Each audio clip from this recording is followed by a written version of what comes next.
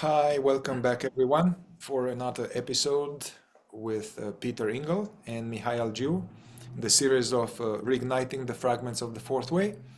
And here below you'll have the playlist to all previous 40 episodes. And this is episode 41. We are going to tackle an important theme and upon which it depends our progress on the path, basically. So maybe I'll let you, Peter, launch us off. Yes, the topic is suffering. It's a big topic. It's been addressed by all the great religions, all the great teachings in history. It's certainly part of the fourth way teaching, which speaks in terms of real suffering and imaginary suffering, or what could be called necessary suffering versus unnecessary suffering. Those terms by themselves are worth note. Necessary suffering, the idea that suffering is necessary. But in fact, a lot of our suffering, which is imagined and concocted for various reasons in our psychology relative to the ego, that is unnecessary. And that's mostly what weighs us down and keeps our awareness bound to our thoughts and emotions and sensations, instead of it floating free, you might say, from all of those. But nevertheless, that suffering is also necessary. And the reason this came to my mind, Mihai, lately, we had sort of been talking about it, but I was watching so much in the news about how people are talking about how things are so bad Mm. on Earth. I was thinking more on the scale of humanity, but of course it applies to each of us individually. But this whole idea that things are so bad, they shouldn't be so bad, there shouldn't be sickness, there shouldn't be destruction, there shouldn't be catastrophes. All these things shouldn't be exist, and we should be able to we should be able to resolve them, remedy them, prevent them from happening. Life is meant to be, or can be, happier and nicer than that, or some. It was along those lines. And it just got me to thinking more about the whole idea about suffering, the way the fourth way presents it, of course, which is my background, and this idea that we are part of what's called organic life on Earth, this layer, the surface of the Earth, that has all these living organisms on it. And these are transmission vehicles, according to the theory of the fourth way, for planetary influences and the solar influences to pass through the Earth and be transmitted onto the moon. It's a big chain of growth in what's called the ray of creation. And so this suffering is a integral part of all. It's like a fermentation. That's what Ouspensky called it. The suffering, particularly of human beings, Mm. is like a fermentation in the organism of humanity. And it's meant to produce a byproduct that can be used for other things. And so this changes the conversation really about suffering. Instead of it being a bad thing, it being seen as a necessary thing. And when you break it down, what is suffering? Suffering is really, it's pressure. Mm. It's one way to look at it. If we suffer a physical loss, an emotional loss, if we have an illness, if we have a death of a loved one, even if we go through a very painful, unpleasant divorce or a difficult financial dilemma, or these kinds of things, there are more, of course. I've just mentioned a few. These are can be life-changing events, serious for humans, hurtful, painful, difficult, but unavoidable in many instances and therefore necessary. And what does this do? What is the benefit, you could say, instead of it being just a bad thing? Well, the benefit from an esoteric, a spiritual point of view is that this creates tremendous pressure. And this pressure can do two things. I mean, it can do more than two things, but I'll describe two, which are: one, pressure can separate things. Mm. Like when you drive pressure between two objects, it will separate them. And in our case, we are really trying to separate our consciousness from what the fourth way calls our centers. This whole feeling of I that is embedded in our four centers, trying to separate that off from pure consciousness itself. Because this is what awakening means. It means this pure consciousness realizing itself, recognizing itself and realizing itself more and more and more deeply. Unfortunately, separation is kind of how the mind thinks of it, because it's not separate. If it's separate, we'd be in the dualistic world, but that's how the mind thinks of it. And you can still think of it that way, usefully. That there's a separation that happens so that awareness realizes itself more vividly. And this cannot happen without this pressure. And another thing pressure does is it acts like, you can think of it as a solvent. So we have established this feeling of identity. We haven't established it. It's happened in us, to us, the feeling of identity. And real suffering acts as a solvent. And when you pour this solvent over this entity, this identity, it starts to break it apart. It starts to dissipate it, dissolve it. And the awareness that was caught up in the feeling of identity is now freed, because the material that in which it was embedded, the psychological material and physical in which it was embedded, starts to dissolve and let go, release. And it can release consciousness. And consciousness is then less identified and more cognizant as itself.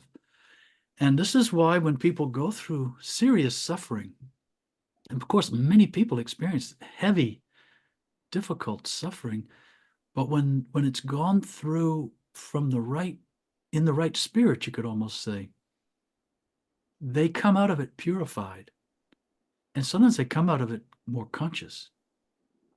But even if they don't come out of it more conscious, they come out of it more purified. It knocks the silliness out of them for a while. Their false idea of themselves, all their pretense, all their shenanigans, all their tomfoolery and trickery and cunning, and even all their fears and lies and worries, all these things get put aside. This pressure of suffering is so powerful, it puts all that aside, and they sort of come to their senses. And they realize, first of all, how weak and simple they are and how humble. They become more humble. Being a human being is a powerful experience. And guess what? We're not in charge. And it's powerful to realize how small we are in the right way. All of these things. So this can't happen without real suffering. And this is integral to the fourth way. And it is integral to all the main teachings as I see it. To awaken, to theoretically become blissful and joyful and always happy and positive is misunderstood, because it also means enduring hardship, pain, turmoil of a real kind. And it's like a gauntlet that awareness has to go through this gauntlet, and the only thing that can get all the way through the gauntlet is awareness itself. Our sense of I, our identity, and all of our identifications cannot make it through the gauntlet of real suffering. And anyway, that's what I was thinking when we were talking about it. And as I said, I had seen some things that prompted more thoughts in me about it. And it's such a valuable topic. And you could almost say, I'm not sure it's true. Are people suffering more now than they have in history? Argument can be made either way. Yes, no, it isn't as bad as some periods in history.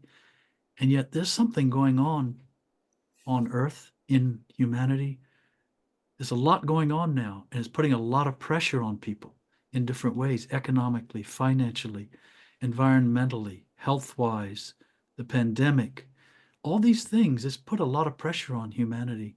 The greater divide now between the wealthy and the less wealthy, this whole financial divisiveness that's happening, economically around the world, and you see it particularly here in the United States, all these things putting a lot of pressure on people.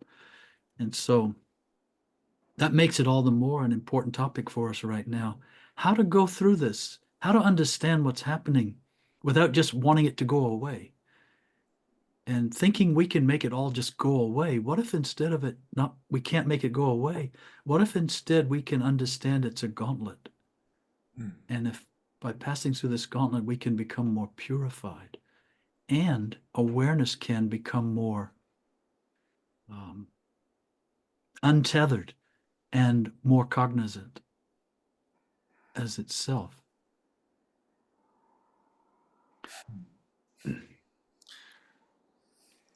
Yeah, I had a bunch of mental notes here, which I let go.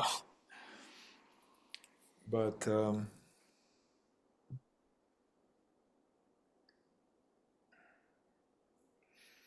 there's a story. You ask people who've suffered, I'm sorry, I'll just finish by saying, you ask some people who've had serious suffering in their lives and have weathered it in a positive way, you could say, they will tell you, I wouldn't change it. I wouldn't go back and wish it hadn't happened to me. It changed me. I'm the better for it. I see more clearly. I am more clear. I am more simple. I am more honest. I'm more integrous. I see what's important now. I see how valuable this experience of being a human being is. And I understand the need to make the most of it. And that's not by earning more money or becoming more successful, or it's in the end, really, it's about being more conscious, more present, more often. And then it's we can't if there is so much false stuff in us, false junk. So this reminds me of a quote from Rumi. It says like suffering is like being washed by the gods or by God. Suffering is like being washed by God. And yeah, I think more longer, some period of suffering can, I always saw it in myself and other people, like dissolving this false personality, cockiness, arrogance. And then as this, we don't speak about chakras in the fourth way, but the heart chakra or the heart center, so it helps to break one's heart open and there's this story I read recently. There's a classic story of Buddha that he sat under the tree and he was there very meditating, and then Mara, the Lord of Destruction, came and shot arrows and flames and towards him to destroy him. Basically, it wasn't the. I believe there was some temptation before. Yeah, there was some temptation with women and with wealth and this or that, but the final assault, and Buddhists, pardon me if I'm getting it wrong, but the sequence. But one of the assaults before his awakening or liberation or awakening was that the Lord of Destruction shot all these arrows and they're all coming towards him. And then the story goes that he was just sitting, being, and they all turn into flowers. Okay, which is like magic, but I think that the inner meaning, the esoteric, is that this suffering, the resentment, rage, loss, loneliness, all of this through transmuting, for transformation of suffering, as I call it in the fourth way, for transformation of suffering, then now it changes. It becomes like good for us. It becomes good. It is good for us. So yeah, I remember I think Pema, I saw this in Pema Chodron. I was reading recently from her, and she was saying that suffering, whether if it's, all right, let's back up a little bit. We talk in the fourth way, the unnecessary suffering, which is self-created suffering, which we can do without it. Yeah, like taking things personally, all these stories we have, I'm not good enough, I'm bad, I'm a piece of shit, wanting reality to be different, wanting to control, but we can't, and judgment, judging, self-pity, self-deprecation, all of this is unnecessary suffering, and the real unnecessary imagined suffering. And then the real suffering, as Peter said, is more like sickness, old age, death, loss, betrayal. This is more like hardship in the world, and injustice and pain, and this kind of stuff. Hurt, deep hurt, physical, emotional. So we put them in these two categories, and they said the unnecessary suffering needs to be, you can't transmute it, you just need to drop it. It needs to be sacrificed. Gurdjieff would say that Gurdjieff was saying that, the most difficult thing for man is to sacrifice his unnecessary suffering. We want to keep it, to juice it, to milk it, for various reasons. And then the real suffering, then we can now, real suffering is more like deeper work, and then we bring our acceptance, we bring acceptance and self-remembering, and so we are remembering ourselves more and more with the energy of the suffering. Yeah, so we have it like two different things. But coming back to Pema Chodron, she was saying that suffering, and I believe both of them, suffering is a way in which the universe or God, the infinite field of consciousness, shows us where we are stuck. Yeah, so even in the unnecessary suffering, it's not so easy to say, hey, drop it, man. I work with clients all the time, and all that self-pity and self-deprecation is deeply embedded in them. You can't say, dude, stop it. It doesn't work like that. It's a complex mechanism in them, in all the centers. And yeah, looking at it, that the suffering is where to see it, where we are stuck on the path, where we are stuck in some way. So therefore, both are very useful, basically. I think you said before we started recording something about that both unnecessary suffering, even unnecessary suffering, is necessary. Yes, my teacher used to say, unnecessary suffering is necessary in order for you to realize that it's unnecessary. Yeah. And it shows us where we are stuck in the feeling of identity. That's where awareness is stuck. All the other ways and areas in which we are stuck are connected to that. That's my experience. We're stuck. That's the central sticking point.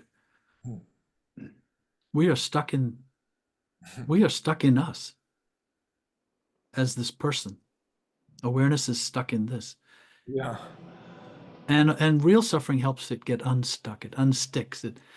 It dissolves the glue. It's a solvent that dissolves that particular glue. And that glue, of course, is identification.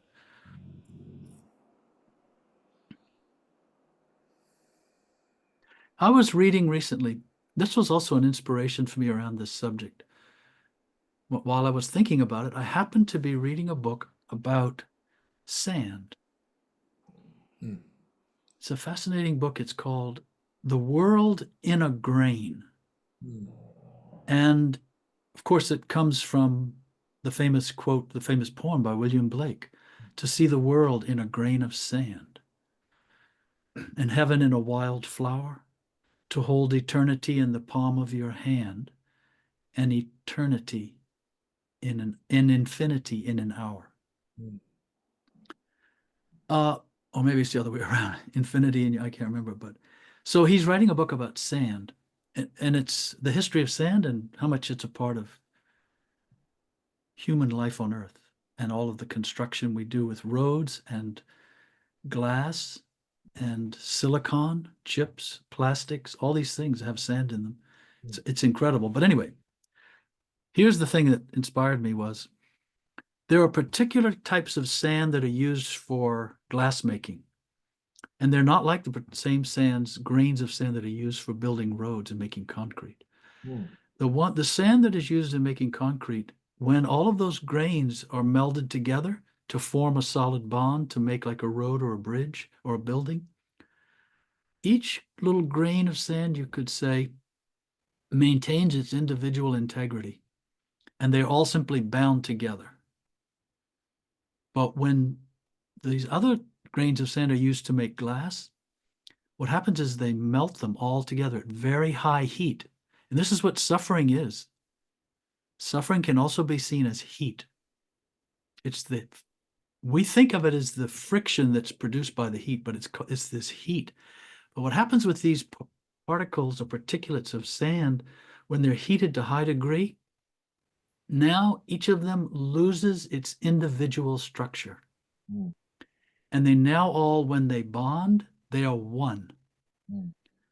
There is no longer an individual piece of sand. It's joined now this field of one. And what's interesting, it's now transparent. Mm. This to me was this is like metamorphosis also. Mm. You heat it up and now it loses its original form and it is transformed. And the same with these sand, this particular kind of sand, you heat it up something like 1600 degrees Celsius. It's remarkable, the power of the heat. And now it's transparent. And this is what can happen to us in suffering. Because our identity, the feeling of ego and all of that is very opaque. And that's why when something happens, and I take it so personally, and I overreact, I want to argue, I want to fight, I want to feel sorry for myself. I hold on to this position of identity, and now things hit up against me. But through transformation of suffering in such a way as to yield consciousness, more consciousness, now we become transparent. Mm. Things happen to us and they can pass right through us. Mm. They don't hit us. They don't hit our identity where we fight and resist and pull away and run away and hide and do all these things that normally psychologically we do as human beings. But this thing about suffering, real suffering, and the idea of transforming suffering is allowing this heat of the pressure of suffering to render us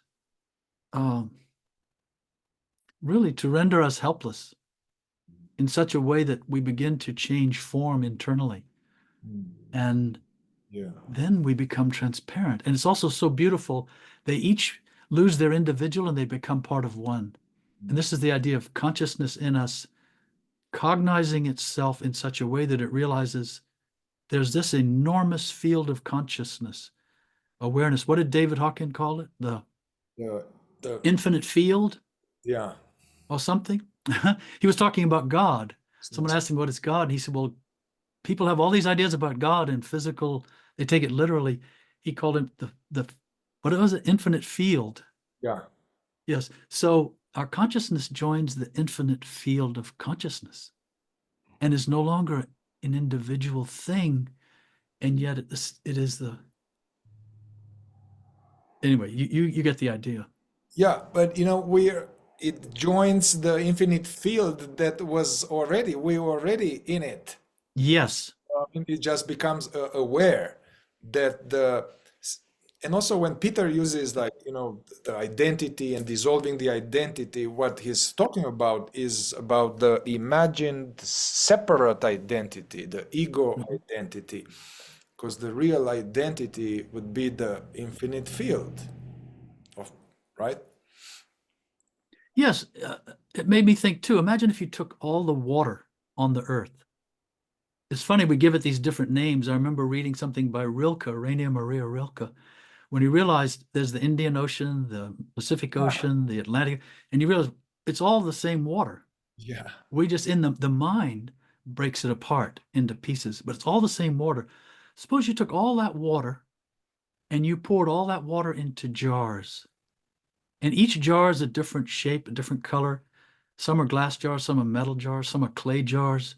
And now you started thinking about all of these jars in terms of identity, right? And this is all the people. We're all like little jars, but we have the same water in us, the same consciousness. And if you could pour it back out and it would spread itself all over the earth again as just the water that it is, it would be one. And the water that had been in one jar would be indistinguishable from the water that had been in another jar. It would just be like that glass, those crystals of grain melding into the one whole. And you hear this a lot. This is often, these kinds of analogies are used now. You hear it often, but it's possible to understand this for oneself in a moment of pure consciousness. It's possible to understand this is more than just a mental analogy. And in fact, there's more to it than the mind can convey through analogy. There's more to this very powerful realization. And this is where suffering, the topic of suffering, conjoins with the topic of God, which we can talk about another time, perhaps. What is God really? It's difficult to, I mean, we could be here a long time talking about both of them, but they are intimately connected. Yeah. With the method, actually, I went to Hawaii last year, and I realized that as I going, I realized, dude, it's just one ocean. But the metaphor with the bottles, actually, I heard someone else saying this. Imagine that you don't take the water out of the ocean. It's just pull out the bottles, fill them with ocean in the ocean. They're just bottles of water in the ocean. And then basically the separate identity or the separate self, the ego, the belief to be a separate person, that is now the bottle, the water in the bottle that is in the middle of the ocean. The water which is in the bottle in the middle of the ocean believes to be the bottle.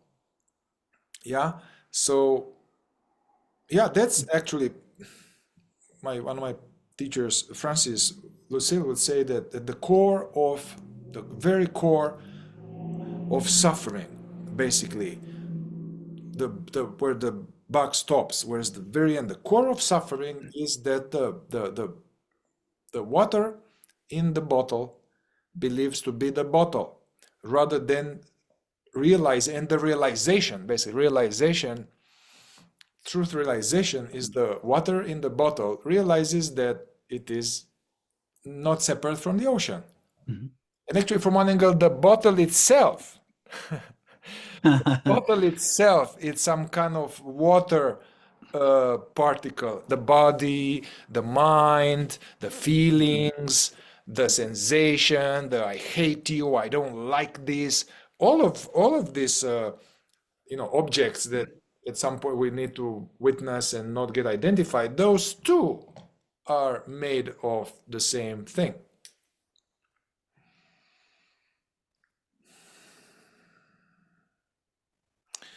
Also,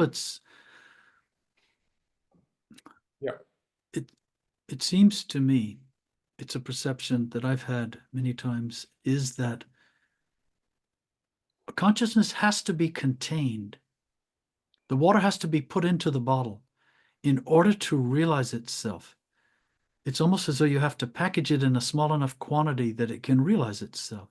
Then, now it can realize its connection to an even larger body of water, or to a larger consciousness, a larger expanse of consciousness. But that's what the human being is. It's a special kind of container. It's like a special kind of bottle or special kind of jar. And animals are not like, they're not of such a design, nor are plants, nor are minerals, as far as we know.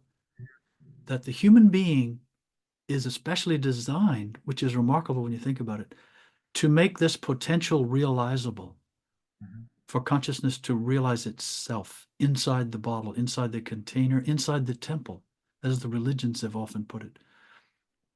And this this is the intent of putting it in the bottle, so to speak. And well, it may be that some other organisms, to call them that, whatever, I mean, that's just a name in the universe, the solar system. The sun is the sun. Does the sun have that capacity on even an even bigger scale? I don't know. We don't know. We don't know much about that living organ. We don't know about the sun as a living organism. We know it as a huge gas producing, heat producing, light producing giant, but we don't know what else that's connected to. But this is the what you just said is based on the paradigm, a scientific paradigm where the universe is made of separate atoms and matter, right? And so we can't talk from both sides of our mouth. So basically, the sun is like a being. It's conscious, it's consciousness. The sun is the infinite, it's part of the infinite field. It's an expression of the infinite field of consciousness. And it may be a mechanical form of that consciousness, though, a manifestation.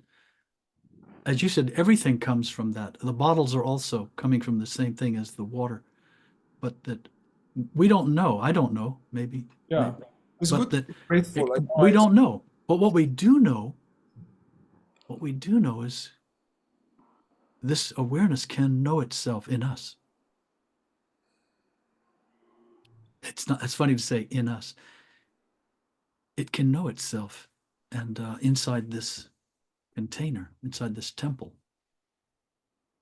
This is what it's all about. This is what all these teachings in history, sometimes we give so much credence. We want to bow down to the ancients.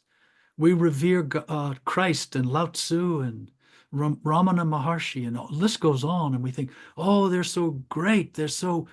We are nothing compared to them. And we want to kneel and kiss and all these things. And the truth is, they were experiencing exactly the same thing and discovering exactly the same thing.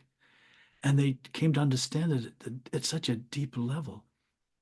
And they had the wherewithal, the courage, the integrity, whatever else you want to call it, to try to speak about this and point to this. And it's exactly the same. This whole process of awakening of spirituality, of consciousness, and all the things we've been talking about via analogy, this hasn't changed. It's exactly the same. It reminds me of a quote from the book, The Cloud of Unknowing. I think that's where the quote came from. And in fact, the first time I read this quote, Mihai, after I read it, I went to dinner with you Yeah. and a few other people, and I mentioned it, and I remember that vividly. And the line is, "Beginningless time and this present moment are the same." Beginningless time and this present moment in time are exactly the same. And it's the same with all these wonderful, great teachers and masters, and exactly the same. This is exactly what they were doing and exactly what they were pursuing and becoming.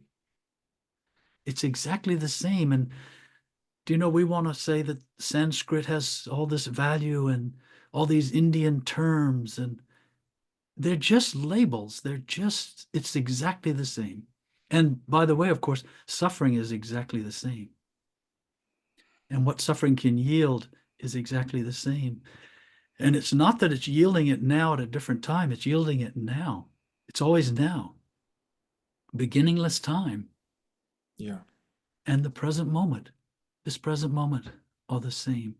We're engaged in the same struggle, you could call it, or the same journey, or the same victory. It's the same. And this can be beautiful to bring to bear in mind when we are suffering. It's not personal. We're not the first to go through it. We won't be the last. It's like an engine. It is like a fermentation, as Uspensky said, and we can endure it. And it will yield. It can yield the heightened consciousness of awareness in us. which is reality, the highest form of reality. We need to bookmark for later conversation on the role of the teacher, spiritual master, because you were talking just now about that, like Ramana and Jesus and other people like that, high caliber, heavyweights, because they became the sand that became transparent. So therefore, in some teachings, they say that to be in the presence of a truly liberated master is the highest blessings one can have, the highest help on the path. And you know, I was coming from different culture, and in the West, we have this thing, but so that's a transparent bottle. So basically, kissing the feet and feeling deep love for Ramana or Jesus or whoever that is, deep love and devotion and gratitude.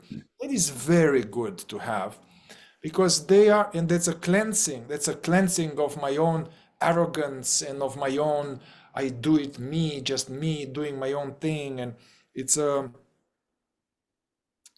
because they are it's hard to, I mean, I don't know, for many people to connect, have this so-called conscious contact with God as the infinite field. It's too abstract, and also it's too much distortion into the word God. So somehow the or the teacher, the master, plays, as they call it in psychology, a transitional object. It appears as God somehow. It's more like a clear form of God, and somehow it's easier to love. Basically, it's easier, the love and devotion towards that, and assuming also that that is an integrous, realized teacher. Yeah. Also, you could say it appears as a bottle. Yeah. And then what happens is the other bottles admire and revere and kiss the bottom. They kiss the bottle cap of another bottle. No, really, that's what it is. And maybe they realize, you know what, that bottle knows, the water in that bottle recognizes itself. And the water in my bottle hasn't recognized itself yet. And therefore I'm devout, and I honor and I admire and I want to learn from and I want to follow.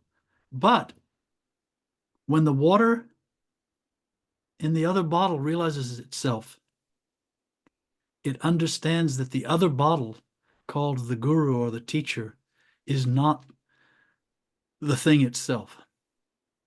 It's about the water in both bottles, and the water in both bottles is about the ocean.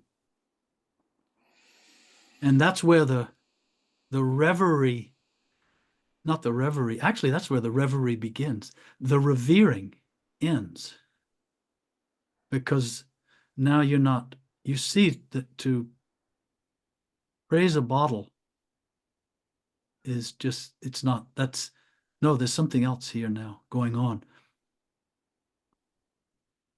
Yeah. I mean, one can know that, hey, I and the realized master are the same. I mean, that's a wise understanding. And I'm not revering the body or this woman or this man. But from my experience, recent experience, that kissing of the cap, or the kissing and the bowing, it's actually, there is gratitude and love coming out of From the bottle. transformation, the inner, basically out of towards the help.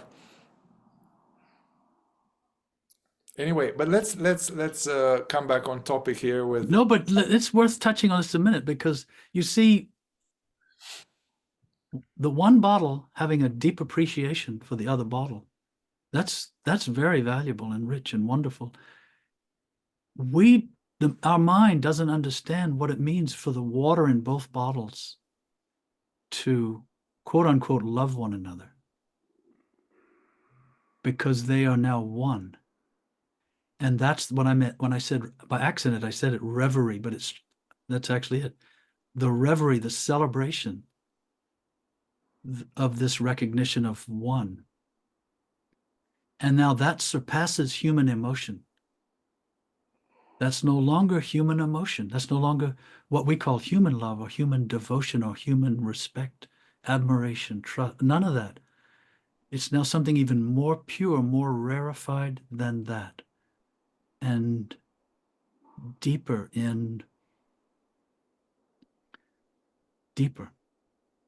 Uh-huh. Yeah, I would like to bring it back. I realize we went very deep and lofty, and coming back to the subject of suffering, and actually not just suffering, because Gurdjieff was saying, I mean, yeah, I want to make it more practical now, more practical about transforming suffering. And I like to just share some very important like tenets from Gurdjieff about suffering, and then give some tips of how to make use of it rather than be tortured in seemingly vain. Although even that is not really in vain. But so I'd like to go a little bit more practical here about this. So some powerful statements from Gurdjieff. I hope I remember them well. He was saying that if suffering didn't exist, it would need to be invented. No friction, no fire. He would also say that everybody suffers. Everybody you see have a lot of suffering, but they don't grow from it. They don't make conscious profit. They suffer in vain, you know, and they are not changing much through their suffering. I'm talking about the people that are not interested on the path. They are just regular, usual, mechanical, unconscious lives. There's still a lot of suffering, terrible suffering in the history of humanity. Actually, I was listening to David Hawkins. He was raised very religious as a kid. He was very, very religious, and then he became a psychiatrist. And in his early days, he was walking through the woods, and he hit him. He hit him the totality of the human suffering of all of mankind of all times. It hit him, and when it hit him, he became atheist because he had this distortion, like, whoa, like, so the God allowed that? I don't like this guy. This is not possible. So, you know, there was this misunderstanding that, you know, Yes. so and then he went into more depths and depths of suffering and despair and hell until he went back out of it. But Probably no one has been more misunderstood than God. yeah, yeah.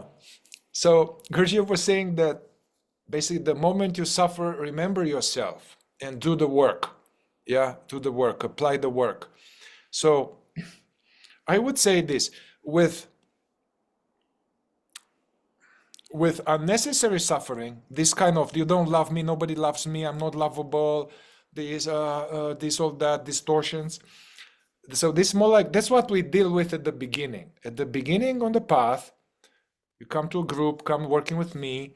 Most people, almost everybody, they deal with that.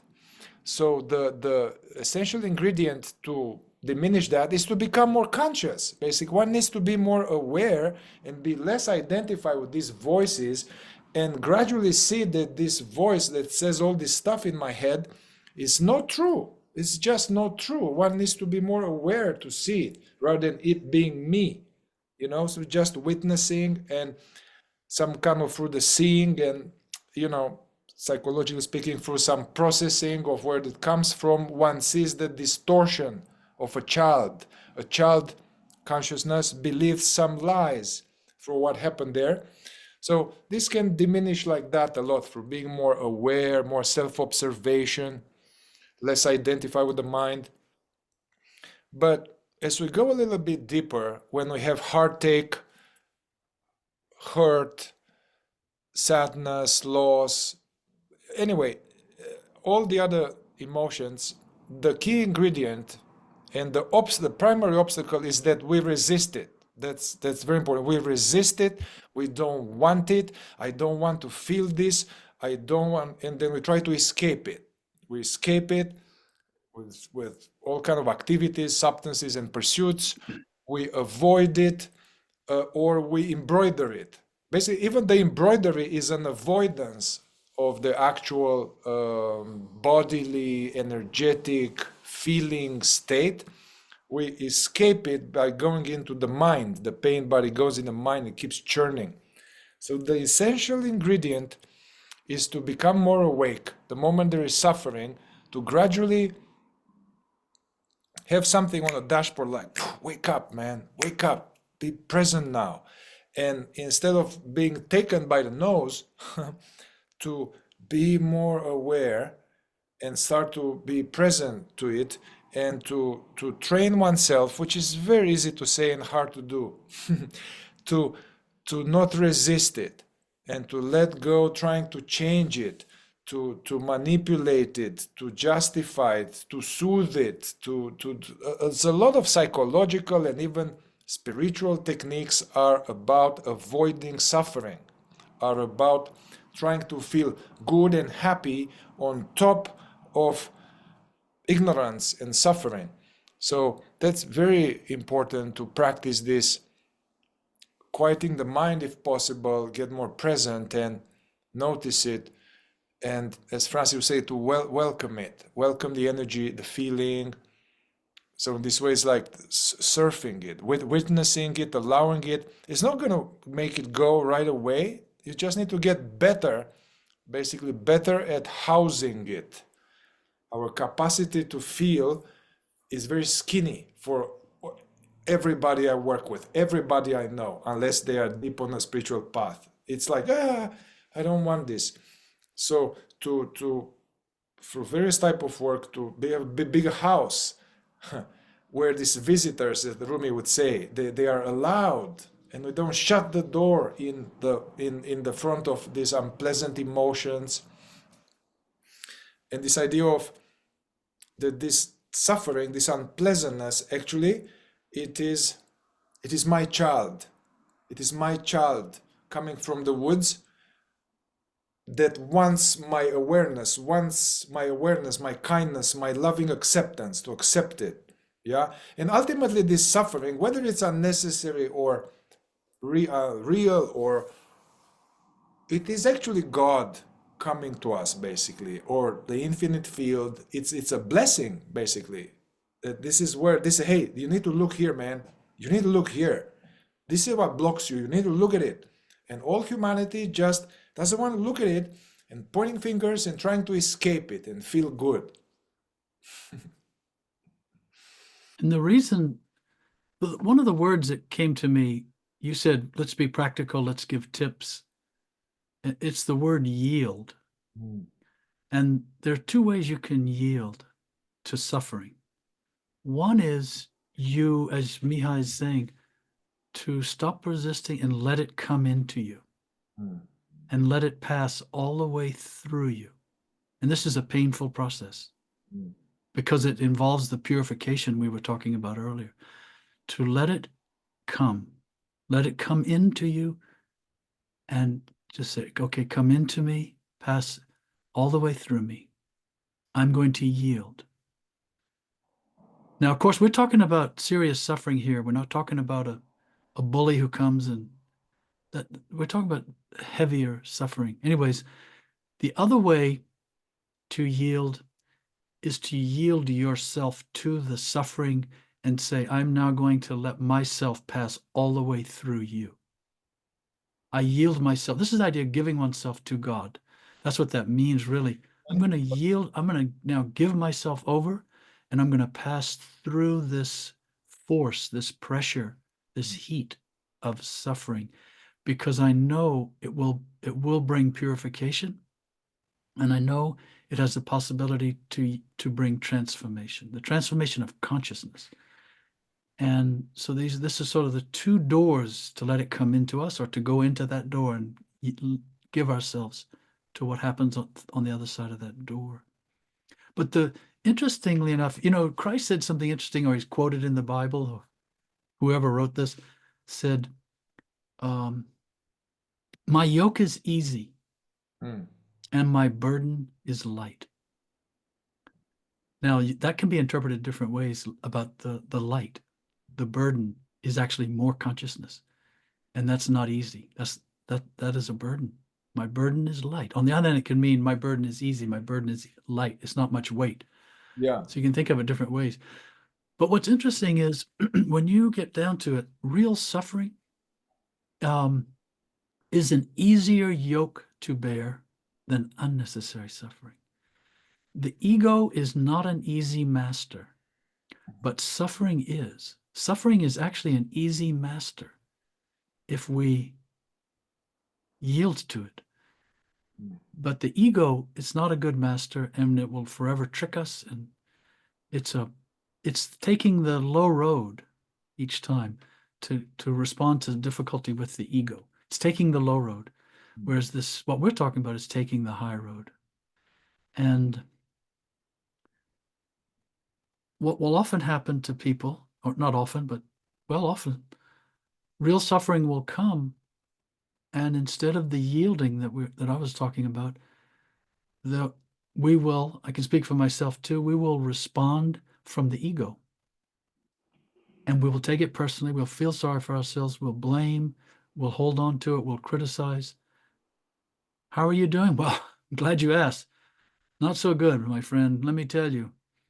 And you know what? Do you mind just complaining and doing all these things we do, all this unnecessary suffering? And it's torturous for us. And it's hard to give up. And why is this hard? Gurdjieff said nothing's more difficult for a man than to give up his imaginary suffering. Why? Because it entails giving up his imaginary idea of himself. That's what has to be given up. It's not that I am suffering terribly and I need to give up my imaginary suffering. It's I am my imaginary suffering. I, as this feeling of I am the cause of, if this weren't there, there'd be no suffering. If there were no, take the ego out of the equation when you're suffering unnecessarily, and it will disappear. Take the ego away from real suffering when it's occurring, the real suffering will remain, but it will lead to something else. And in this sense, that suffering, both forms of suffering are a test of sorts. Not that someone's testing us; they are a measure, a barometer of our being in a given moment. How are we responding to something? Yeah. From one angle, this ego separate identity is made up also of resisting. It's resisting basically at some level of energetically. I know there's a mental component, and yeah, what you said, we can have sometimes real suffering, and because we are not, it's beyond our pay grade to handle it, we add unnecessary suffering on top of it. Yeah. Or we put the unnecessary suffering between ourselves and the real suffering. That's what negative emotions are. They're really a form of unnecessary suffering, and we're using them as a shield instead of removing that shield so that whatever it is can, its influence can pass through us to be transformed. You said yourself last time we talked, I think, something like we are transcendental beings designed to, or we are something beings designed to transcend every arising phenomena. Yeah. That idea. That's not who I said it. I was quoting my current teacher. I see. So yes, that's. Well, we need to close it soon, but I want to say a little bit and to piggyback on something you said earlier today that I really appreciate. You said that. You said that, in the fourth way, at least how we got it from the books and like that, the idea that we separate from suffering. Yeah, you said we separate the sense of witnessing from the content. So there's this kind of separation happening. Well, I said that suffering is like a wedge Yes, we used to use that expression, I'm going to separate from the suffering, but that to me, Yeah, it's a little more than that. Suffering creates a wedge, and that forces a separation, and that separation enables consciousness yeah. to realize itself with more And clarity. but then you said, okay, but still, this is a little bit in duality, you know? So Mhm. so how I look at actually the suffering now, it's not a fourth way concept, but both unnecessary suffering, self-created, self-pity, all of it, all of this is like consciousness in a setting of self-contraction. So it's a self-contraction.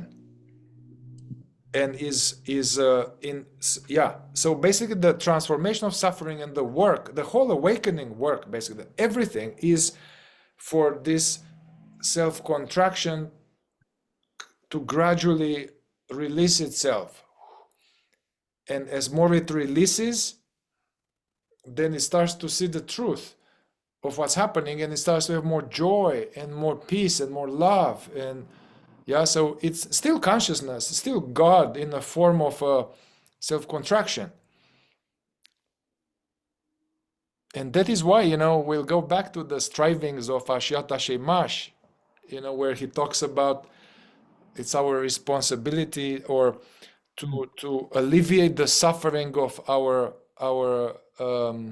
Common Father. common father. Yeah, yeah. We'll talk about it, but That's a huge yeah. idea there. Yeah. But you said something about yielding and maybe the word surrendering. So accept, not resisting, allowing, yielding, giving oneself over to the real suffering.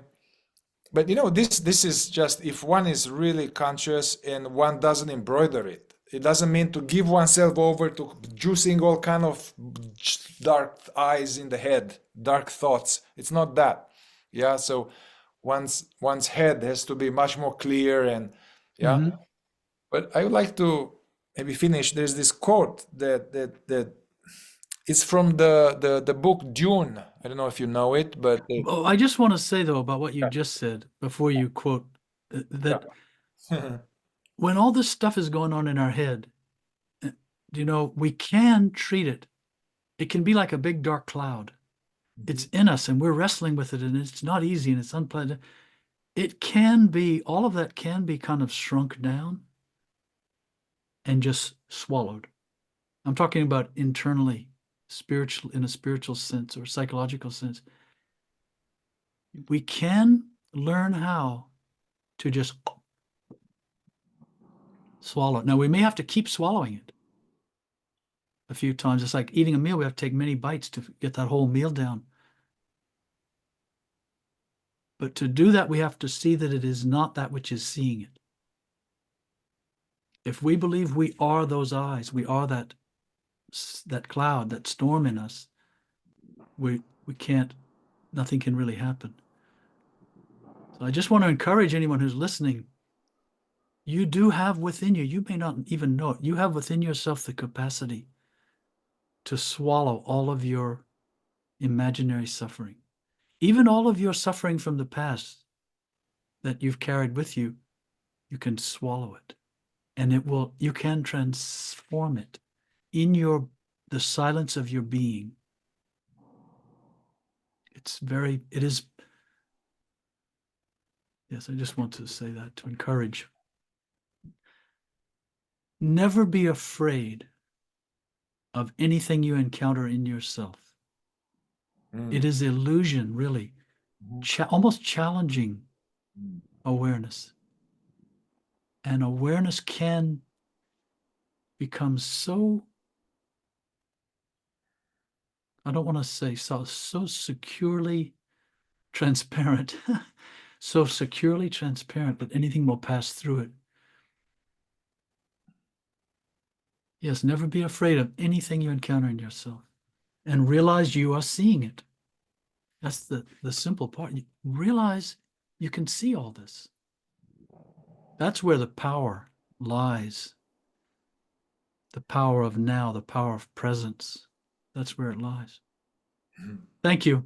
You were going to quote Yeah, from but it's Jim. amazing that what you said is very much connected to this quote. So I forgot the author, but he wrote a very thick book that is deeply philosophical and archetypal, like the Dune, the book Dune, and they made now movie about it. There are two parts, and anyway, I think our viewers know this, but there is this there's this young man who it was like a rite of passage hero's journey. This young man who ends up being like a Christ figure after a lot of transformation and all that. But when he's a 16-year-old, some kind of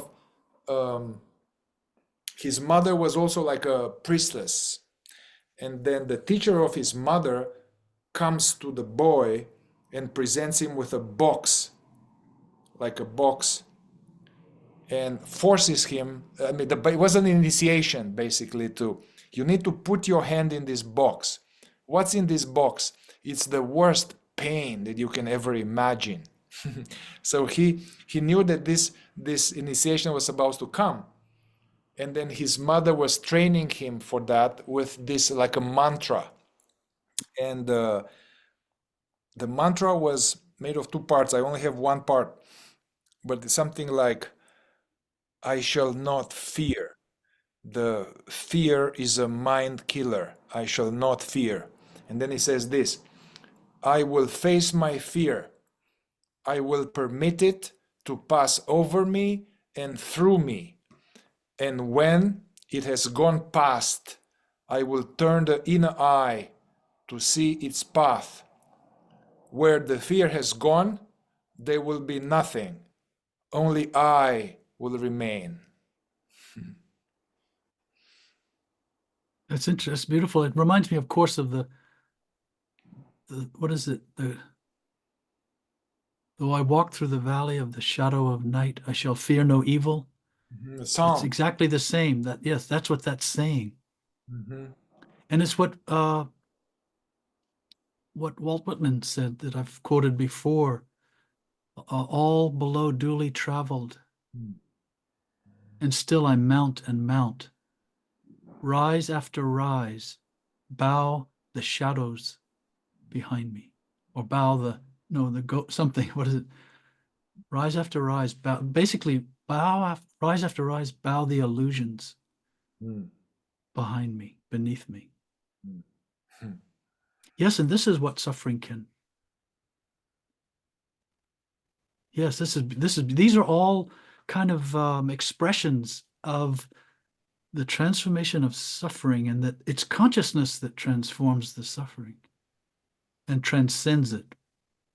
It's not so much, even though we become purified, you could say as a vessel, we become more of a pure vessel. The vessel itself is not really transformed. The bottle doesn't really become the water. The bottle just releases. It's easier for the water to get out of the bottle now and join the ocean.